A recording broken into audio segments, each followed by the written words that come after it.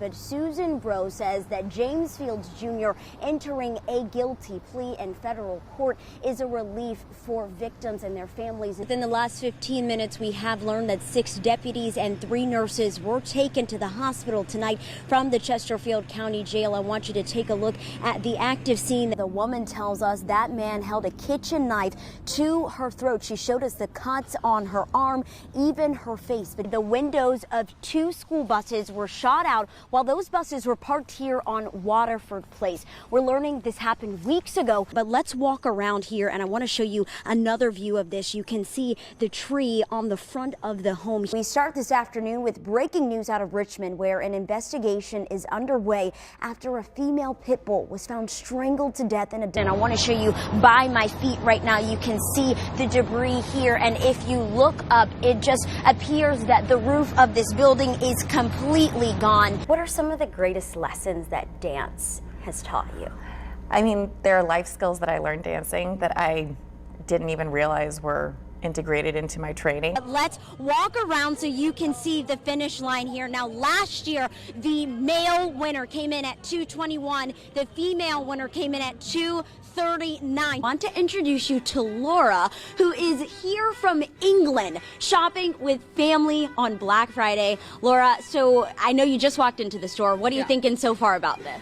Well, it's not as crazy as I thought it was going to be. The flames jumped to the home next door, leaving a family of 3 without a place to sleep. Court documents show that Derek Walton is now accused of 2 shootings involving children. Attorney General Mark Herring breaks his silence with his first public appearance since admitting to wearing blackface during a college party in 1980. Her 24-year-old son remains in the hospital and is only able to speak to her in whispers. She is accusing them of beating her and even recording some of it on a cell phone. We tried to talk to the Hardenbergs after their court appearance today, and they said they can't comment on this situation right now. Our streets! Our streets! A roar of reclamation filling the streets of Charlottesville. What do we do? Stand up, fight back! James Fields tried to stop us. He will never stop us. Gene Peterson and Marcus Martin are survivors. Martin and Heather Heyer were friends.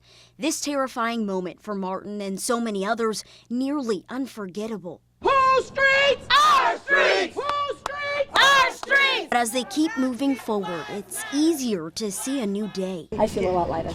Yeah, we feel weights lifted off of our chest. Huge weights. You can just breathe from it all. Knowing a jury found James Fields Jr. responsible for killing Heather Heyer and altering dozens of lives after plowing into counter-protesters on August 12, 2017. You just look at him and like, wow, like, you really did this to us? It was heartless. And after hearing the phone calls, said, so they're the enemy. So you got your verdict. A 2-week trial and 7 hours of deliberations ended with jurors finding Fields guilty of first-degree murder of Heyer, 5 counts of aggravated malicious wounding, 3 counts of malicious wounding, and leaving the scene of an accident. Loved ones embracing Susan Bro, Heyer's mother. This is not over. This is not over. This is just a start to let people know, don't think that you can come here and do this type of stuff and get away with it, because we're not having it. That message heard clear as the community marched for each other and the woman who believed in standing against hate. We will fight in Heather's memory till the day we die. He tried to break us. We are unbreakable. Our bodies are healing and our souls are stronger than ever. Justice is served today. Do you know how to sit? Consider it their love language. Hey. Maybe they were surrendered or rescued. Tally ho, you're going home today! But Christy Chips Peters says some stories just bring you to your knees. She was in her front yard in the bushes, just laying there overnight. She'd been there all night. She was frozen. This one really is one of the worst I have ever seen, where the dog is still alive. It's okay. She's talking about this sweet girl, now warm, trying to build up her strength. When we found her, we just ran her straight to the emergency vet clinic, where they uncovered multiple bites, multiple holes. What happened to Kinsey Ray is cruel and still a mystery. Tuesday, a Good Samaritan found the 2-year-old pit mix helpless on North 33rd Street. Would you consider it a miracle she survived this long? Yeah, I would think so. She's frail and meek, each step carefully taken, but this Ray's resilience shines through those wounds. It's the end of suffering for that animal, and it's the beginning of the love that they find at Richmond Animal Care and Control. Chips Peters says this year has been rough. Just a different level of aggression, sadly, that the animals fall victim to. But more people are facing the consequences for their cruelty. The number of neglect and abuse convictions doubling in the city. People need to be an advocate. It's safe to say that's how Kinsey Ray made it to the safety of the arms of dedicated rescuers. She's so sweet. Jasmine Turner. And deserves a chance to live. NBC 12 News. He was my best friend. We liked being together so much that we bought this chair with 2 rockers and recliners just so we could sit next to each other all the time. Thinking about certain moments, looking at certain photos, gives Gina Bishop a reason to smile. Angel wings mean a lot to me lately. I've got them everywhere. The love of her life, now her guardian angel. That's why I don't mind talking about my Ronnie. Bishop's husband of 16 years, Ronnie, was taken by a storm. It was horrible. I hope no one ever has to go through that. September 17, 2018. I heard the newsman say that Speaks Drive building collapsed, 1 fatality and 1 trapped. Ronnie didn't answer his phone. On a hot, humid day, darkness covering parts of Chesterfield County, phones and television sounding off as tornadoes touched down. When I heard the alerts going off on my phone, those alerts mean something.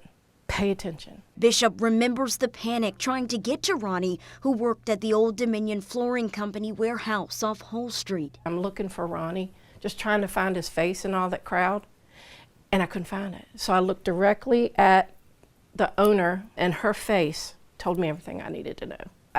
Once I found out it was him, I was gone. Unable to withstand the force of an EF2 tornado, the building collapsed.